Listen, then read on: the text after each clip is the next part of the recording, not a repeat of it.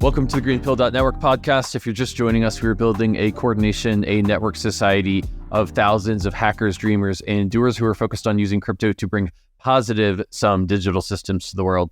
This podcast features the people who are doing it and is published every Tuesday and Thursday. If you want to learn more, visit our website at GreenPilled.network, where you can download the GreenPilled book for free, join the Discord, and become a member of your local GreenPilled.network chapter. My guest today is Victor Rortvedt. Victor is an Ethereum and Web3 dApp developer and former attorney. He works with Hydra Ventures, which is a crypto-native community investment firm supporting early-stage decentralized ventures, and has helped launch Hydra Ventures, which is the first fund backing investment DAOs. Operating as a DAO itself, Hydra Ventures' mission is to proliferate community-first investing across Web3.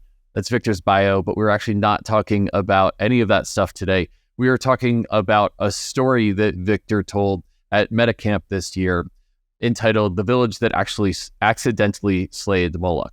So if you've been a listener of this podcast for a few episodes, you know that Moloch is the god of coordination failure. Why can't humans coordinate? Why can't they solve coordination failures? Well, the answer is Moloch in Web3 lore.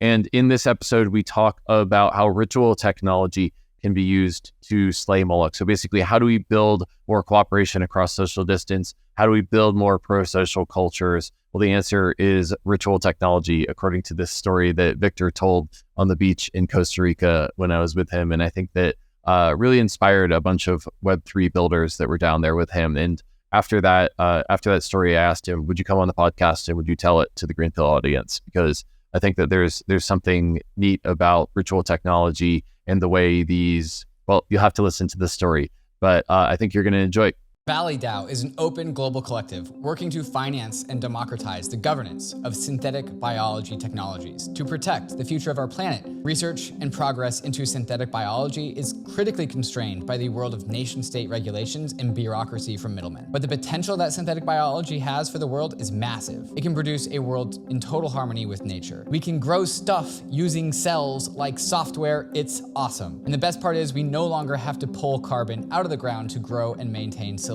Don't you think we should be funding this? ValleyDAO does, and that's what they're here to do, to try and make the SolarPunk world of tomorrow a reality today. So join ValleyDAO right now and save the planet at valleydao.bio. What's up, Victor? How you doing? Hey, man. Good. How are you? Things are good for the most part. So when we were at MetaCamp this year, you told this really amazing story entitled The Tribe That Slayed Moloch, and I'm wondering if you could tell it to the GreenPill listeners right now. Yeah, sure. Thanks for the opportunity. This is a story that I found from something outside of crypto reading and found it really compelling. And it kind of gave me some thoughts about communities and what keeps them together and how coordination works. And so what I've kind of like subtitled this story is The Village That Accidentally Slayed Moloch. And it's actually something from the mid-19th century in the Sepik region of New Guinea, which is like a mountainous highland region. And I came across this story in a book called The Weirdest People in the World by Joseph Heinrich. Excellent book, by the way. But it really triggered a lot of things about thinking about how communities work and how sometimes we are not aware of the things that actually hold us together. And there are ways we can kind of stumble into better forms of community and slaying Moloch. But I guess maybe could I ask you for the TLDR on what Moloch is, just so we set this up? I'm sure your listeners are probably already familiar, but that way I can punt back to you on who we're fighting. Yeah, so basically the idea of Moloch comes from a blog post by Slate Star Codex in, I believe, 2014, 2015, basically talking about coordination failure. So basically, if you've got a group of humans who want to coordinate towards an outcome, and they they aren't able to achieve that outcome, then it's a coordination failure.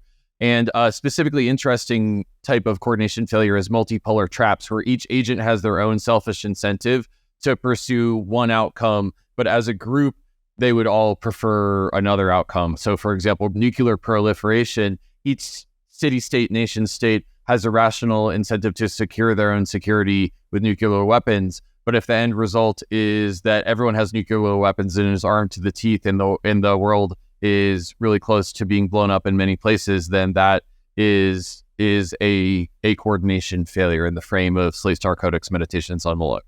A more approachable example would be every agent having agent, I'm using agent as like humans, but maybe AIs one day, has a rational economic need to consume carbon in order to achieve their own economic needs, to feed their family, to advance their career. I just flew to ECC over the summer in order to get to Paris. And doing that, we're all putting carbon into the atmosphere. And no rational economic actor would want to live on a planet that is going to be heated up and Venusified. So that's an example of a coordination failure.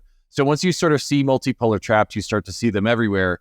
And coordination failures, the whole idea behind the Slate Star Codex, our blog post is basically that like instead of thinking about this as in this extremely rationalist game theory way where you have to teach people about game theory and multipolar traps, let's just call it a demon.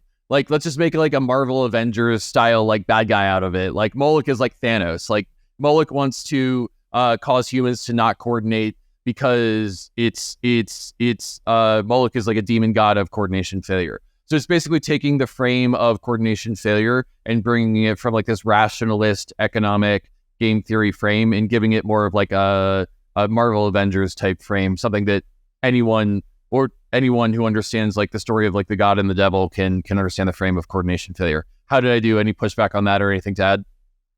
No, it's ideal. I mean, I think that's a great framing too, to think about it as kind of a malevolent presence. I think of it almost as like a inverse Jiminy Cricket, right? That whispers in everybody's ear, defect before they screw you, right? It's this notion of looking out for yourself over the needs of the community. So it's a perpetual problem throughout all of human society. And one of the key aspects of it that's relevant for our story is that Moloch's power grows with the scale of the community, with the size of the group. So it's, if you have a small team, like a family or a startup with just a few members in it, it's a lot easier to hold each other accountable, to behave, in the interest of the collective, because everybody's looking out for each other, your interests are aligned. But as you grow bigger and bigger to bigger companies and, civilizations and nations, it's much harder to agree to cooperate. There's a lot more anonymity that people can sort of like dip out and defect essentially for their own personal benefit. And so what we have in this story is a village called Ilahita. Now, in this region of New Guinea, you have a lot of these hunter-gatherer tribes, and they're organized by a couple of similar principles. They're basically patrilineal clans, which are basically one sort of single male-dominated line, and there'll be maybe 40 to 100 people that'll be in one of these clans, and these clans tend to sort of unite to form villages. So there's usually several of these clans that create these villages that have all of the upside of the shared security and shared, hunting and food security and basically like communal vibes.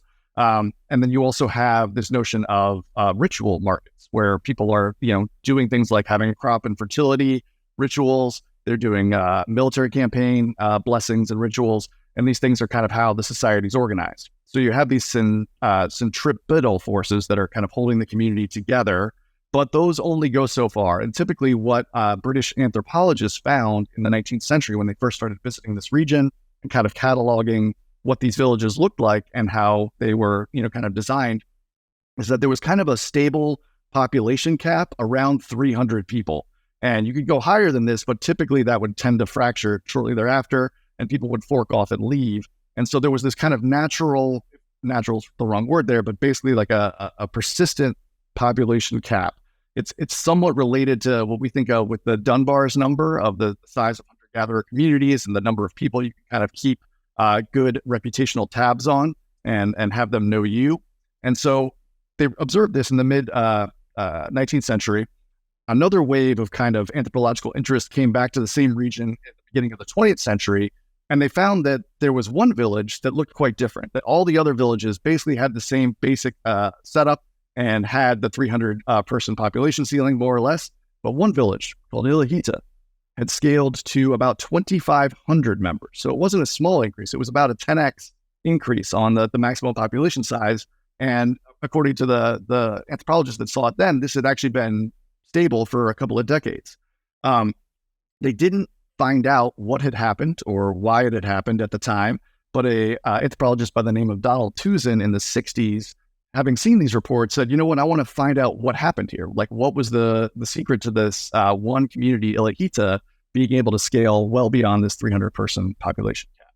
And so he started talking to the elders there and asking them, like, was there some great leader that proposed some new change? And none of them could really say who had, orchestrated this, but they did tell a story of how it happened that wasn't actually designed to happen, but it happened in a way that was almost accidental.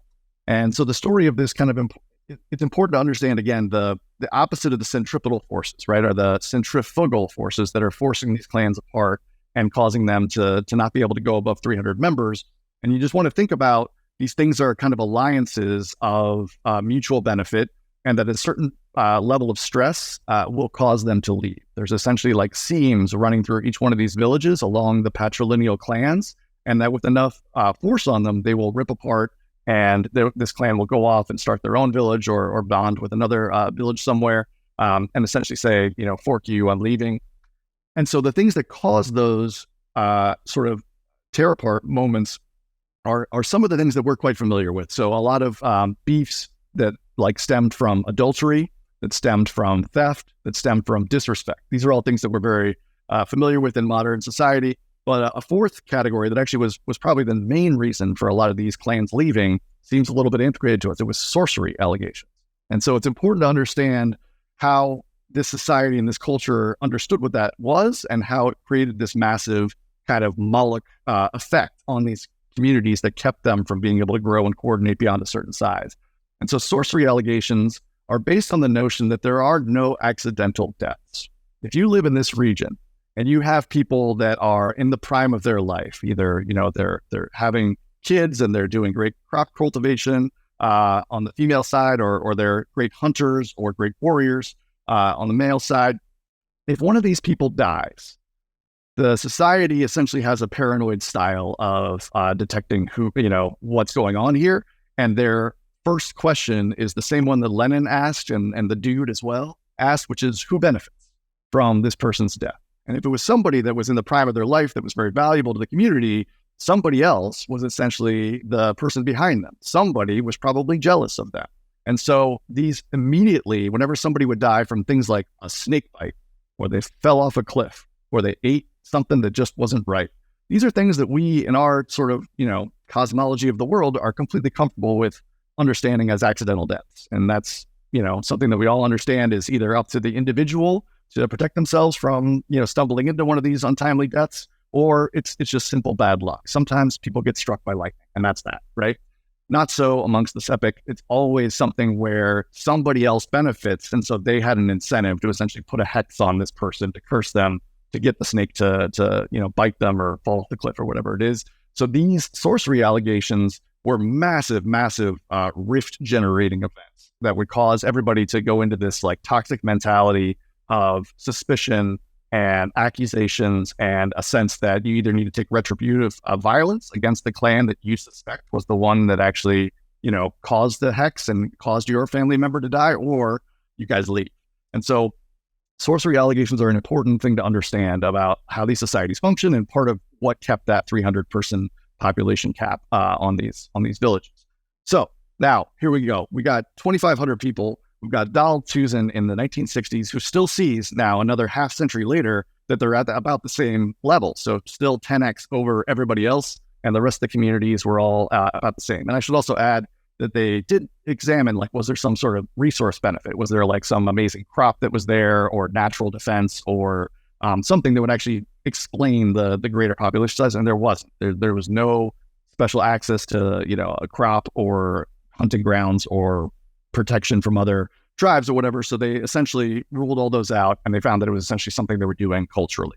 So Donald Tusen gets in there, starts asking these elders what happened. And then the story emerges that at the end of the 19th century, after they had seen that Illiquito was one of these villages that had about 300 people in the mid 19th century, but by the end of the 19th century, this aggressive tribe or group called the Abalon, maybe a couple hundred miles away from where Illiquito was, started essentially this like campaign of ruthless aggression. And they started conquering and taking over other villages nearby.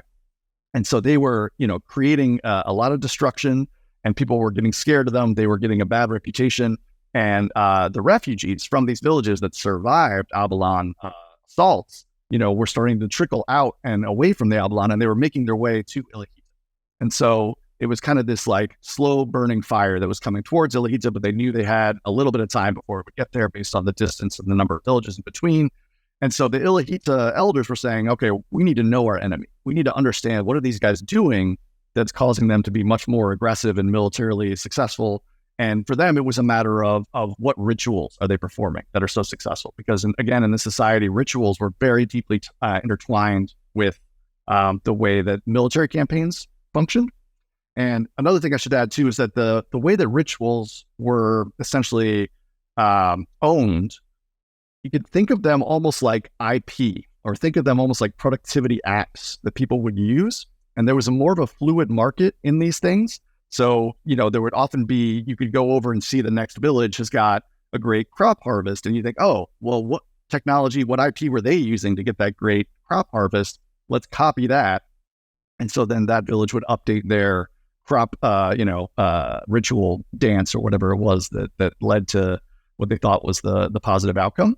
And so there's this kind of fluid market for rituals, and it's very much like fluid, but they are essentially owned by a patrilineal clan. So this patrilineal clan would make a claim to say, we have the best access to the supply of good ritual outcomes. Basically, we can talk to the gods that control crop fertility better than anybody else. And so you let us do that and we'll be in charge of it. And then we'll get good crop harvest, right? So this also created a huge cleavage point within these villages, because if there was some sort of beef between a clan that owned the crop ritual fertility or crop ritual, responsibility, and the other clans, the one that owned the crop ritual could say, fork you, we're leaving, and they could take their IP with them.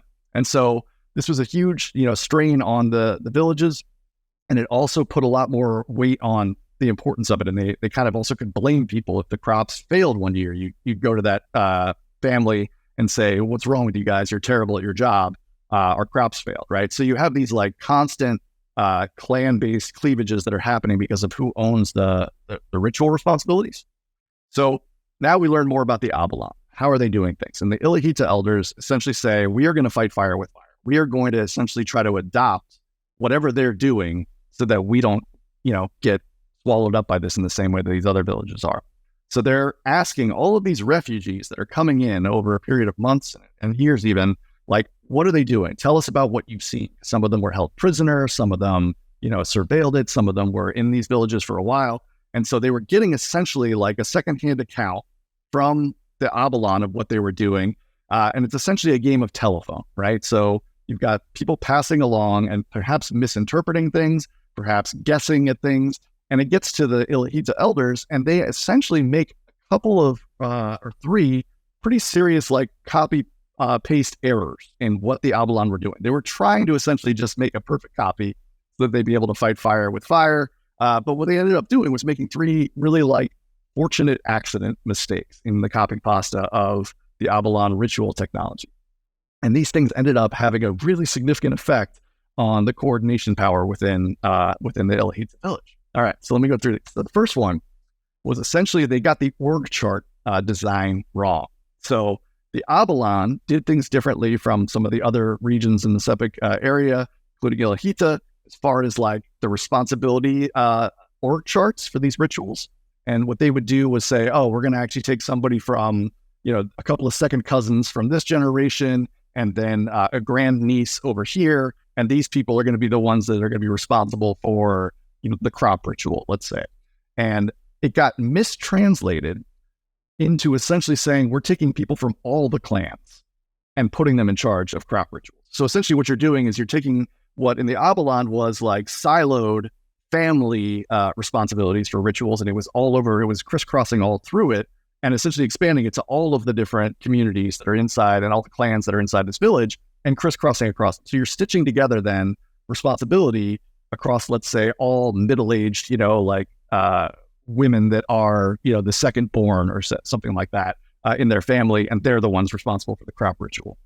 And so all of a sudden now you've got people meeting in cohorts inside of the village that are not just staying within their patrilineal clans. They are starting to form bonds. They're starting to trust each other across patrilineal clans. And this effect starts to, change the way that the town and the village kind of like thinks of itself and who's responsible. Another kind of related copy paste error, the second one that they made that's incredibly effective on their coordination power, is this notion of essentially abstracting the gods up a layer.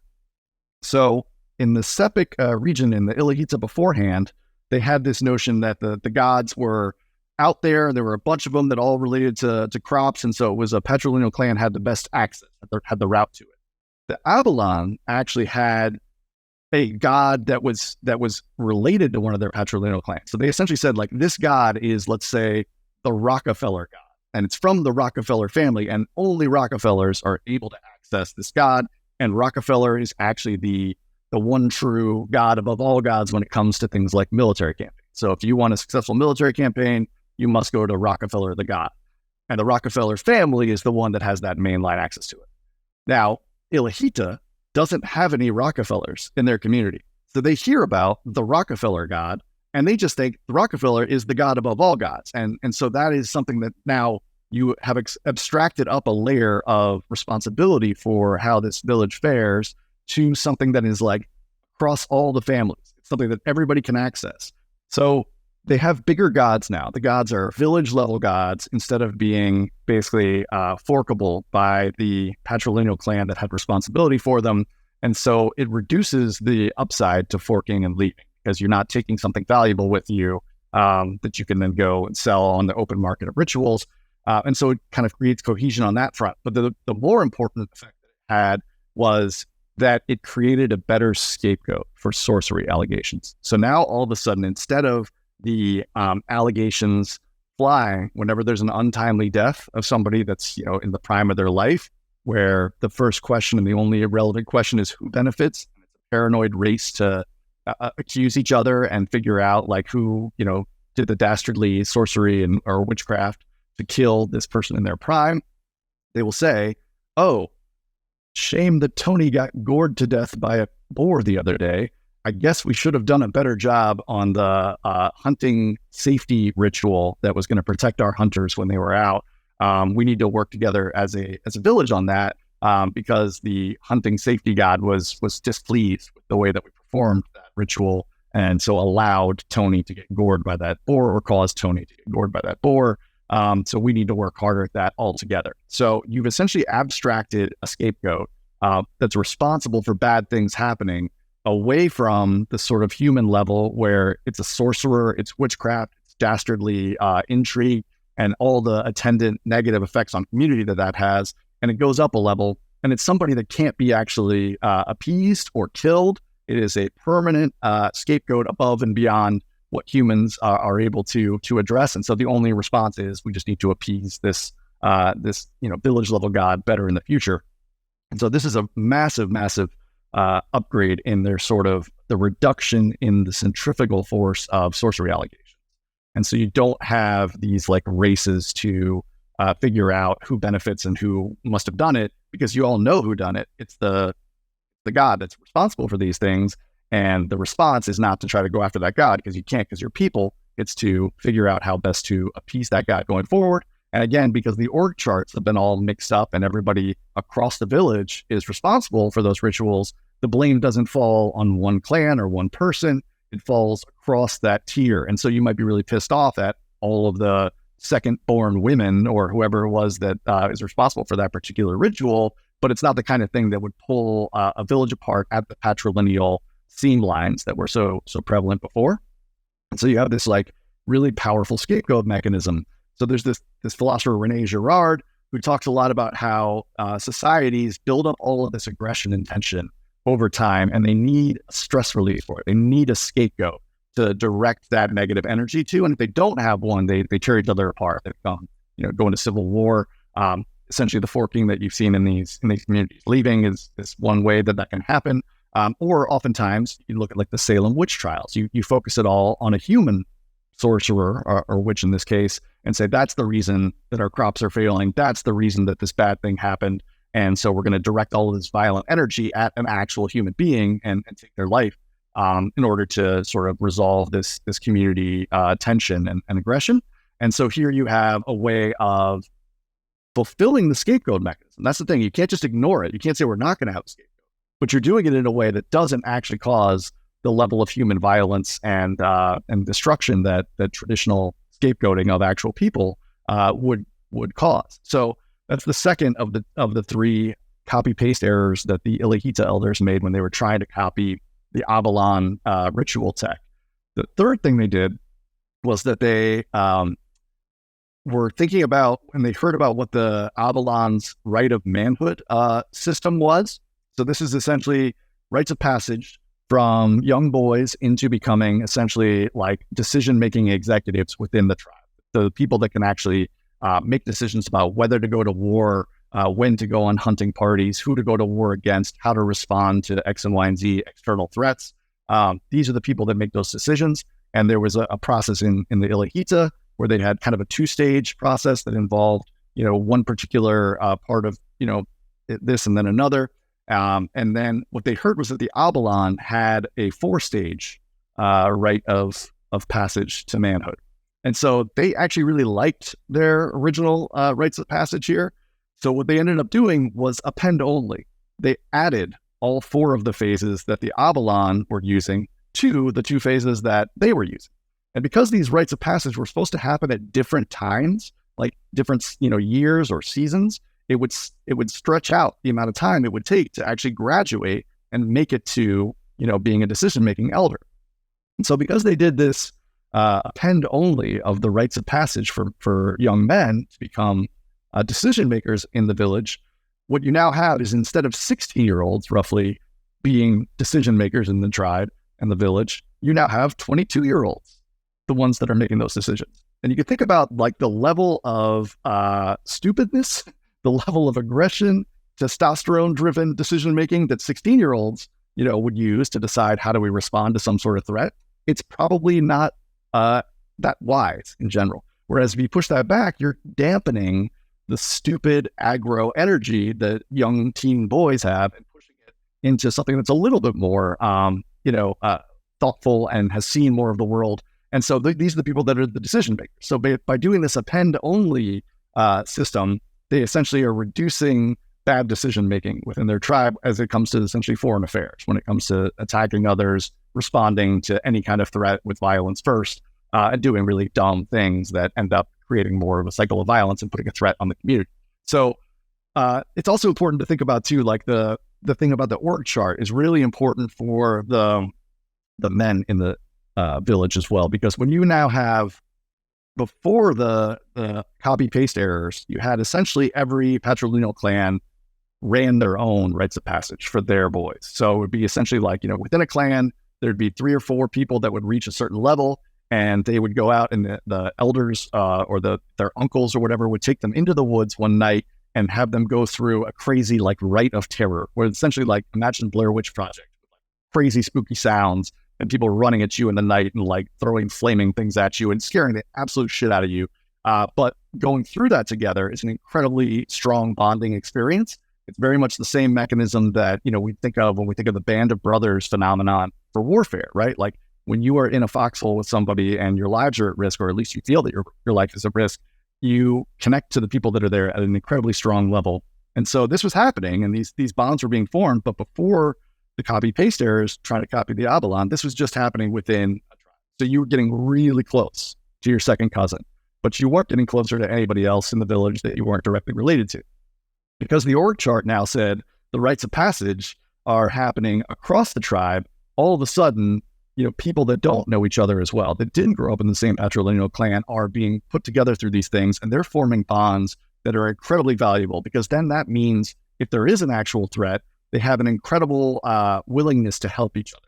Whereas if you knew that, this other side of the village was being attacked and you were being asked to come defend it, you could think to yourself, well, those guys are kind of jerks. I didn't like the way that they dissed me on whatever, like ball game we were playing the other day. I'll leave them burn and, we'll protect our own home there, right? Whereas if you have this band of brothers mentality, you don't even think. You go and you protect them, and that creates overall security for the entire village, because outside attackers cannot then pick people off. They know then that there's going to be essentially a communal response, and all of their military might is going to be marshaled, to protect each other. And so that aspect of the rite of passage for the boys was incredibly valuable in the org chart mix-up. And then you have the aspect of their dampened aggression by the fact that they don't even reach decision-making authority until they're a fair bit older.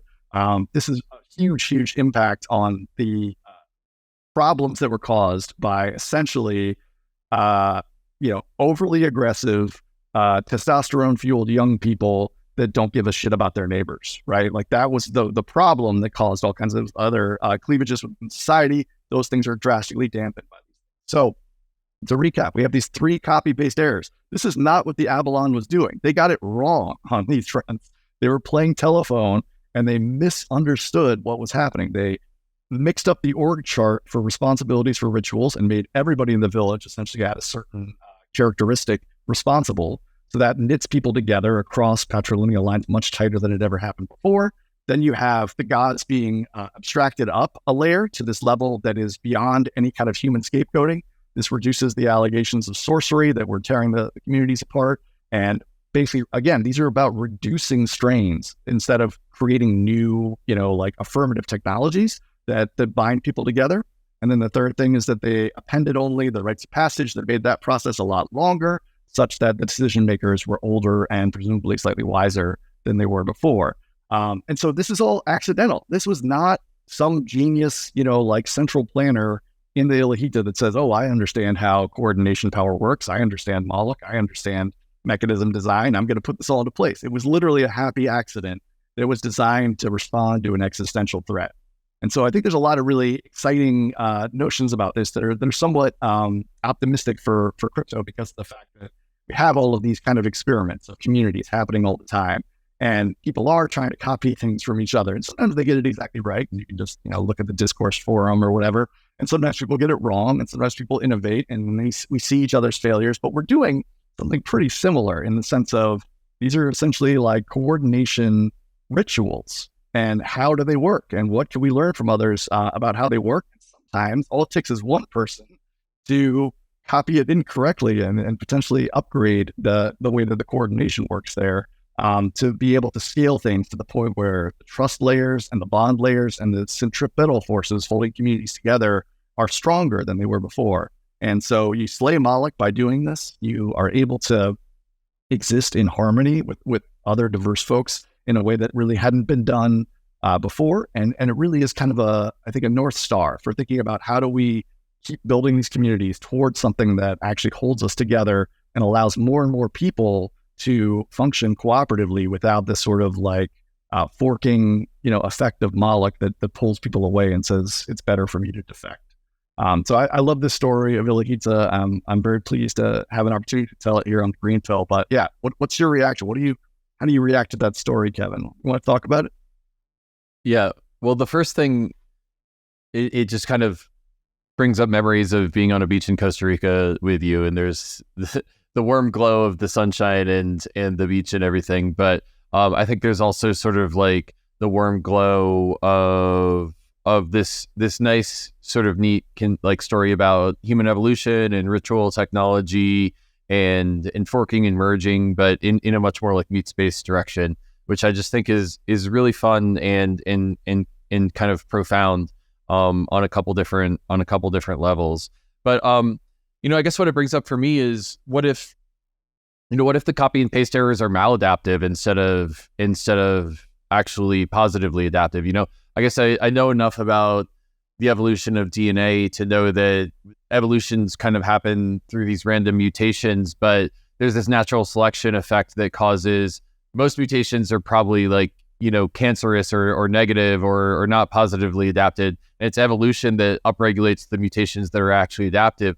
So, if we're just going to have copy and paste errors in these mutations, how can we select the more pro-social ones, pro-environmental ones, pro-coordination ones that are actually going to be advantaged instead of the cancerous ones?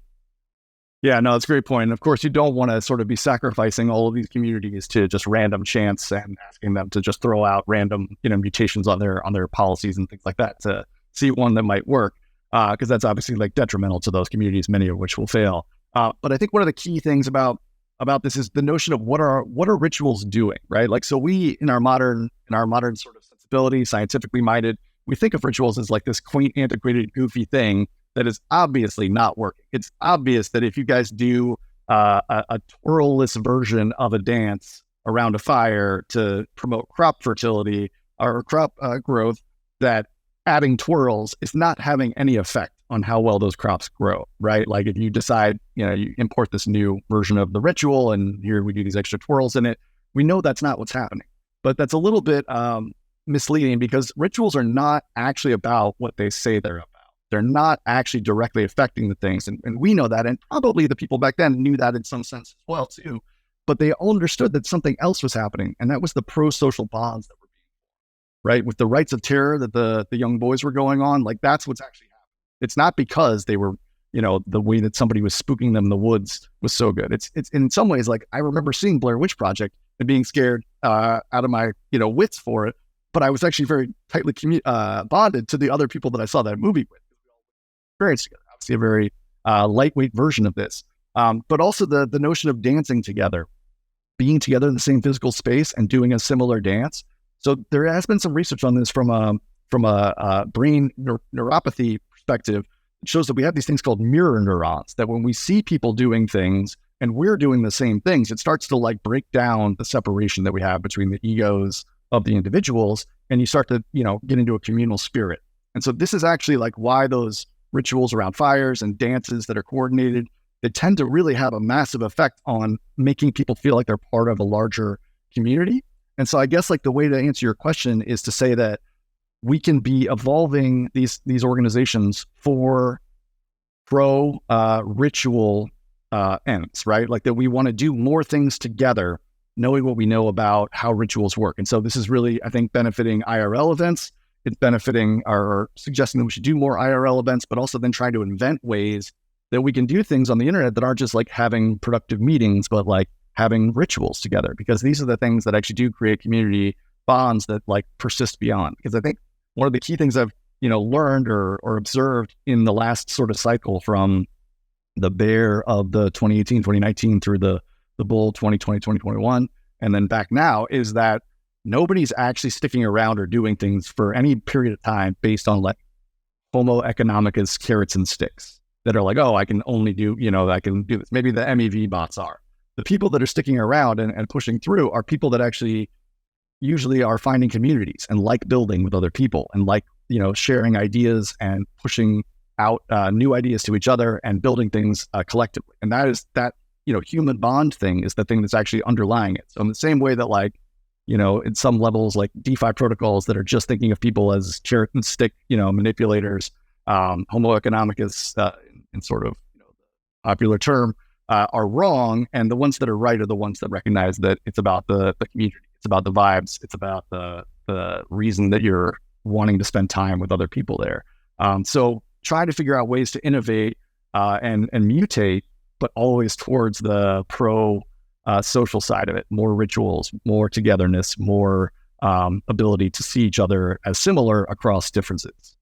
Yeah. And that's, people who've listened to the podcast a few times will know that every time I talk to Glenn Weil, we're always talking about cooperation across distance. What are the ways we could build mechanisms that regulate cooperation across distance? And I think it's interesting to think about that in a tribe or in a family or in an organization, that cooperation across social distance is the foundation of pro-social behavior.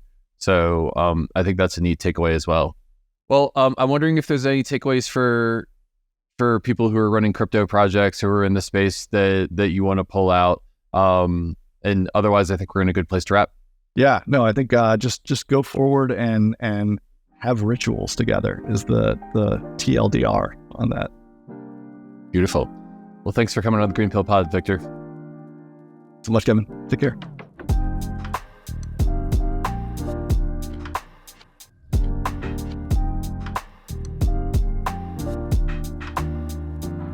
Alrighty, you just heard from Victor Rortvedt. I'm excited about this episode because this story about the Hydra and ritual technology is one that I think is becoming part of Web3 lore, at least in the regen Web3 circles that I hang out in, and that's why I wanted to share it with you, GreenPill listener. So thanks again for listening to this podcast, the GreenPilled.network podcast. We are featuring the people who are building a coordination and network society of thousands of hackers, dreamers, and doers using crypto to bring positive sum digital systems to the world. I think Victor and this story about the tribe that accidentally slayed Moloch is a great example of that. If you value our work, please remember to subscribe, rate, and review as you're closing out of this episode. And thanks again for listening to the GreenPilled Pod. See you next time.